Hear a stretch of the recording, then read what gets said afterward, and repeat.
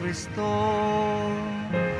Kami ay liwanagan mo at tutugon kami sa iyo. Alleluia, Alleluia, Alleluia,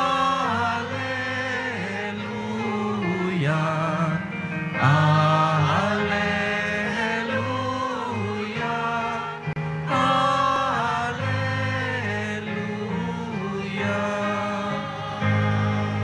Sumainyo ang Panginoon. At sumaiyo rin. Ang mabuting balita ng Panginoon ayon kay San Mateo. Papuri sa iyo, Panginoon. Noong panahong iyon, muling nagsalita si Jesus sa mga punong saserdote at ng matatanda ng bayan sa pamamagitan ng talinhaga. Sinabi niya, ang paghahari ng Diyos ay katulad nito. Naghandog ng isang piging ang isang hari sa kasal ng kaniyang anak na lalaki. Sinugo niya ang kaniyang mga alipin upang tawagin ang mga inanyayahan, ngunit ayaw nilang dumalo. Muli siyang nagsugo ng iba pang mga alipin at kaniyang pinagbilinan. Sabihin ninyo sa mga inanyayahan na naihanda ko na ang aking piging. Napatay na ang aking mga baka at mga pinatabang guya, at handa na ang lahat ng bagay. Hali kayo sa aking piging. Ngunit hindi ito pinansin ng mga inanyayahan. Humayo sila sa kani-kanilang mga lakad, ang isa'y sa kaniyang bukid, at sa kaniyang pangangalakal naman ang isa. Sinunggaban naman ng iba ang mga alipin, hinamak at pinatay. Galit na galit ang hari. Pinaparoon niya ang kaniyang mga kawal, ipinapuksa ang mga mamamatay taong iyon, at ipinasunog ang kanilang lungsod. Sinabi niya sa kaniyang mga alipin, nakahanda na ang piging, ngunit hindi karapat-dapat ang mga inaanyayahan. Kaya't pumunta kayo sa mga lansangang matao at inyong anyayahan sa kasalan ang lahat ng makita ninyo. Lumabas nga sa mga pangunahing lansangan ang mga alipin at isinama ang lahat ng natagpuan, masama at mabuti. Anupat na puno ng mga panauhin ang bulwagang pangkasalan. Pumasok ang hari upang tignan ang mga panauhin, at nakita niya roon ang isang taong hindi nakadamit pangkasalan. Kaibigan, bakit ka pumasok dito nang hindi nakadamit pangkasalan? Tanong niya. Hindi nakaimik ang tao, kaya't sinabi ng hari sa mga katulong, gapusin ninyo ang kaniyang kamay at paa, at itapon siya sa kadiliman sa labas. Dooy mananangis siya at mangangalit ang kaniyang ngipin, sapagkat marami ang tinatawag, ngunit kakaunti ang nahihirang. Ang mabuting balita ng Panginoon. Pinupuri ka namin, Panginoong Heso Kristo. Magsiupo muna po tayong lahat. Magandang tanghali po sa inyong lahat, mga kapatid kay Kristo. Sa lahat po ng ating mga taga-subaybay sa iba't ibang online platforms at sa lahat ng ating mga kadiboto sa iba't ibang panig ng Pilipinas at maging sa buong mundo kung saan tayo ay naaabot ngayon ng ating live streaming. Mapayapang tanghali din po sa inyong lahat. Purihin at dakilain natin ang ating Panginoon, ang mahal na poong Jesus Nazareno. Mga kapatid kay Kristo at mga kadiboto, malugod po namin kayong tinatanggap sa Basilica Minor at Pambansang Dambana ni Jesus Nazareno.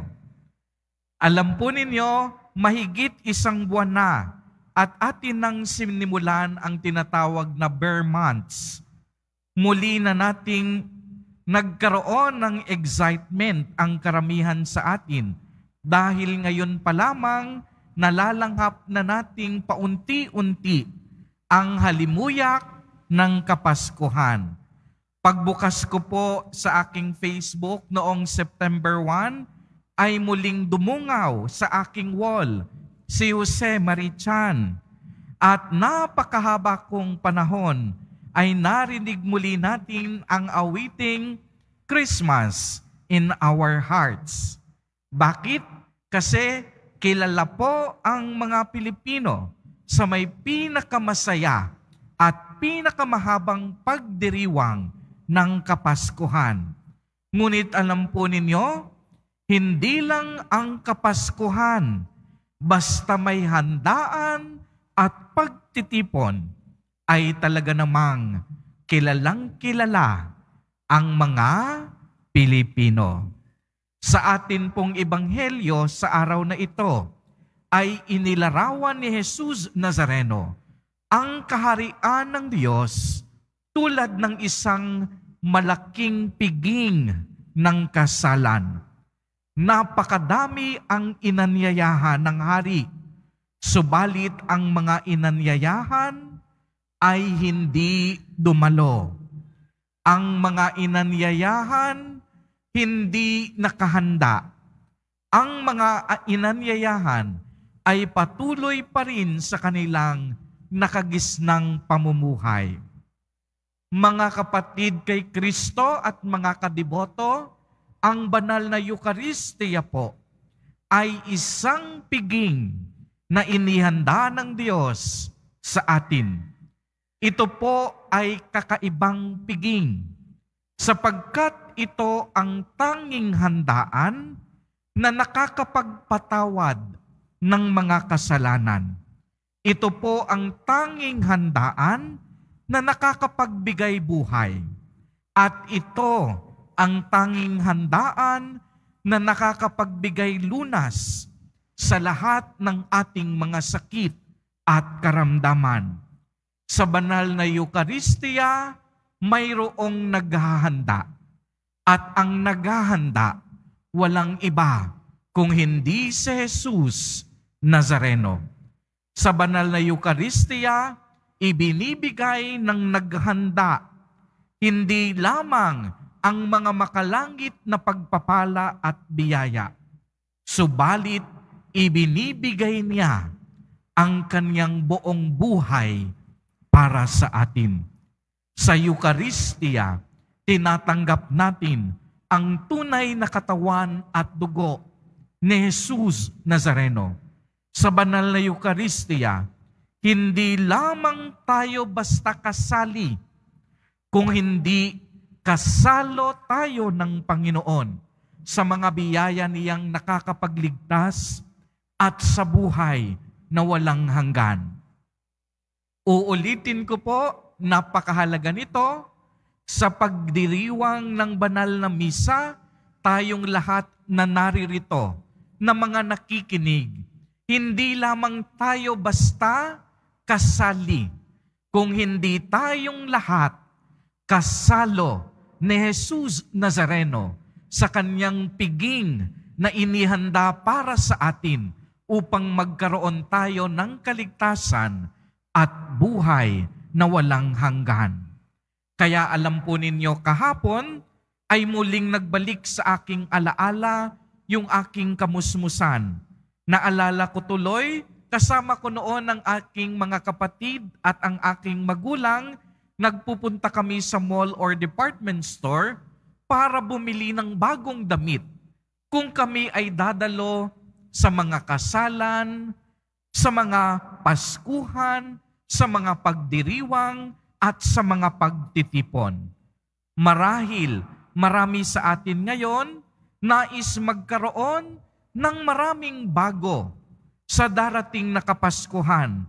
Nais nating magkaroon ng mga bagong damit kung sakaling may mga handaan at pagtitipon na dadaluhan. Kaya nga ngayong Pasko, siguro, alam ko marami sa inyo naghahangad ng bagong damit, ng bagong sapatos, ng bagong kasangkapan, ng bagong laruan. Minsan, bagong bahay ang gusto, bagong sasakyan, at bagong kagamitan. Ngunit alam po ninyo, kung babalikan natin sa ating ebanghelyo ngayon, maliwanag na hinahamon tayo ng hari na nais nitong iparating sa atin ang isang napakahalagang mensahe na ang hari nais tayo na magkaroon ng bago. Ngunit hindi bago sa material na aspeto, ngunit bagong puso at bagong takbo ng pag-iisip. Ito po mga kapatid, ang tunay na pagbabago.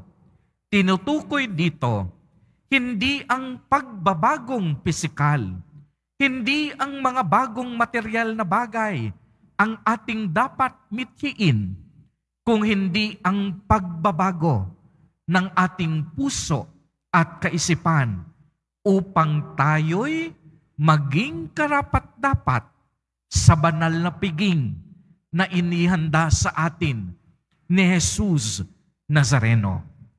Mga kapatid kay Kristo at mga kadiboto, maraming handaan ang pwede nating daluhan, subalit unahin natin higit sa lahat ang pinaka-importante at pinakamahalagang handaan ng Diyos.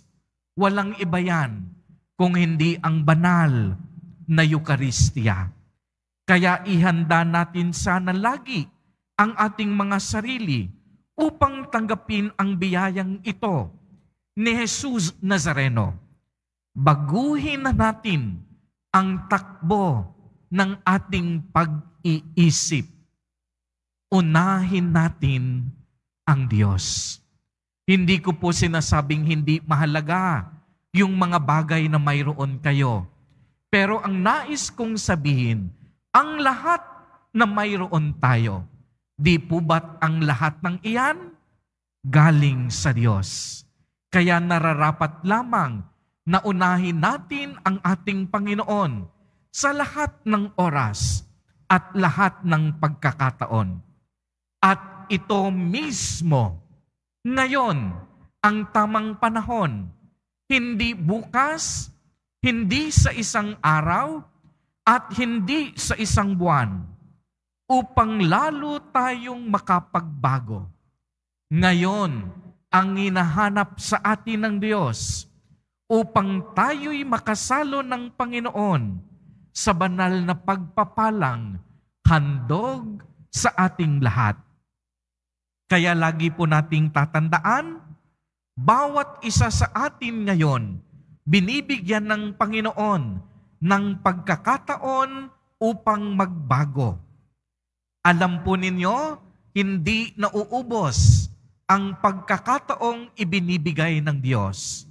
Pero, huwag nating aabusuhin, nais ng Diyos na magbago tayo ngayon dahil mahal niya tayo. Paghandaan natin na magkaroon ng puwang ang Diyos sa ating mga puso upang mapagbalibago natin ang ating mga maling pamamaraan, ang ating baluktot mga pangangatwiran, at ang ating mga masamang kinaugalian. Amen. Purihin at dakilain natin ang ating Panginoon, ang mahal na poong Jesus Nazareno.